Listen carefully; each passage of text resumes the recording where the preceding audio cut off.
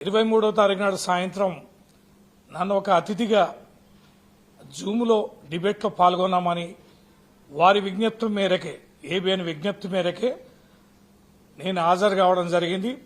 ఆ సందర్భంగా జరుగుతున్న చర్చ ఏదైతుందో అది చాలా ఉద్వేగభరితమైన వాతావరణంలో జరుగుతున్న చర్చ. ఆ రోజంతా కూడా కేటీఆర్ గారిది విచారణ జరిగింది.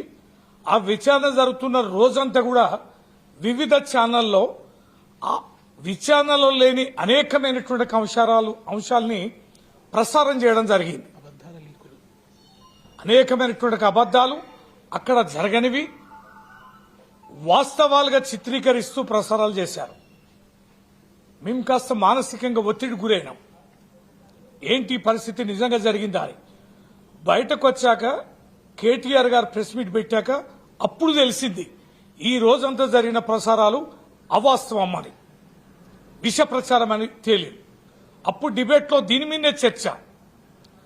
వెంకటకృష్ణ గారు యాంకర్, వారు అడుగుతున్నారు, నేను సమాధానం చెప్తున్నా. విచారణ జరుగుతుంది, ఫోన్ ట్యాపింగ్ జరిగిందా జరగలేదా, ఒక సిట్ వేశారు, సిట్లో మళ్ళా సభ్యులు మార్చారు, మరో కొత్త టీం వేశారు, హరీష్ రావు గారిని పిలిచారు, కేటీఆర్ గారిని పిలిచారు, విచారణ జరుగుతుంది. కానీ విచారణలో లేని అంశాలన్నీ లీకుల పేరిట వాస్తవాలుగా ప్రజల్లోకి విష ప్రచారం ఎలా చేస్తారని చెప్పని నేను అడిగాను.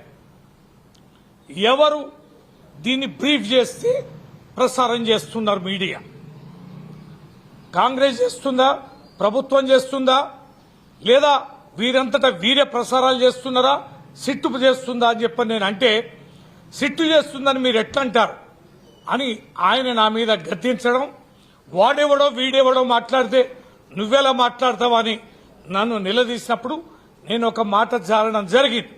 అది ఏబిఎన్ ఉద్దేశించాలే, వెంకటకృష్ణ గారిని ఉద్దేశించనలే. ఈ విష ప్రచారం చేస్తున్న వారి పట్ల, ఈ పిచ్చి రాతలు పిచ్చి ప్రసారాలు చేస్తున్న వారి పట్ల నేను ఒక మాట సాధారణంగా మాట్లాడే పరిభాషలో ఒక మాట అంటే, ఒక లెజిస్లేటర్ నన్ను చూడకుండా, అతిథిని అనేది కూడా చూడకుండా, వారి ఆహ్వానం మేరకు నేను జూమ్లో ఉన్నానే విషయాన్ని కూడా చూడకుండా, ఈ రాష్ట్రంలో ఒక పార్టీకి, కీలకమైన పార్టీకి జనరల్ సెక్రటరీని కూడా చూడకుండా, ఒక ఉద్యమ నాయకుడిగా నా వ్యక్తిత్వాన్ని చూడకుండా, నా జీవితంలో ఎన్నడూ వినగూడని పదాన్ని get out from my debate అని 10 సార్లు గర్జించి అవమానపరిచిన తీరు నిజంగానే హృదయాన్ని కలిసివేసింది. ఎప్పుడూ అవినీతి అక్రమాలకు పాల్పడ్డ వాళ్ళం కాదు. వందల వేల టీవీ డిబేట్లలో కానీ మీడియా సమావేశాల్లో కానీ మాట తూలింది లేదు. అన్పార్లమెంటరీ లాంగ్వేజ్ నేను ఎక్కడ వాడిన సందర్భాలు కూడా లేదు. కానీ నా పట్ల అంతటి అక్కసుగా ఆ భాషని వాడడం అనేది ఒక యాంకర్కి ఏం అవసరమని, ఒక యాంకరే ఆ రకంగా ఏ రకంగా స్పందిస్తారనేది, అట్లా ఆవేశానికి ఎందుకు గురి అవుతారని. నేనున్న స్థానం మీ అతిథిని కదా, అతిథి పట్ల ఈ రకంగా వ్యవహరించడం అనేది దుర్మార్గం కదా. చట్టసభలో కొంతమంది లక్షలాది మంది ప్రజల యొక్క ప్రతినిధుల ద్వారా ఎన్నిక కాబడిన నా స్థాయిని కూడా ఈ రకంగా దిగజార్చడం సరి అయిందేనా అనే దానిపైన మనసు వికలమై బాధపడుతున్న సందర్భంలో యావత్ తెలంగాణ ప్రజలు, యావత్ ప్రపంచంలో ఉన్న తెలంగాణ బిడ్డలు స్పందించిన తీరుకు నేను కృతజ్ఞత తెలియజేస్తున్నా. ఒక్క తాటిపైకి వచ్చారు, ఏకఖండంగా ఈ రకంగా వ్యవహరించిన తీరుని ఖండించారు. మా పార్టీ ఈ ఛానల్ని నిషేధించారు.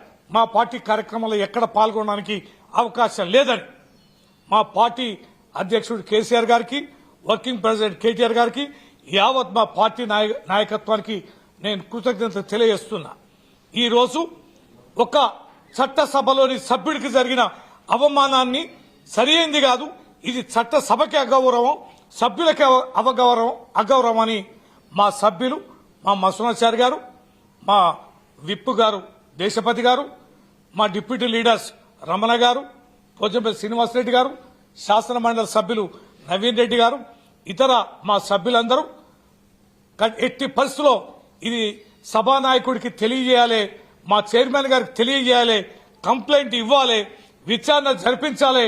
భవిష్యత్తులో ఈ రకంగా వ్యవహరించే అమర్యాదకరమైనటువంటి ఛానల్స్ పైన చట్టబద్దమైన చర్యలు చేపట్టాలని చైర్మన్ గారిని కోరడం, వారు సమయం ఇవ్వడం, పూర్తిగా మా వివరణ అంతా కూడా వారు తీసుకోవడం జరిగింది. ఖచ్చితంగా విచారణ జరుపుతామని వారు తెలియజేయడం జరిగింది.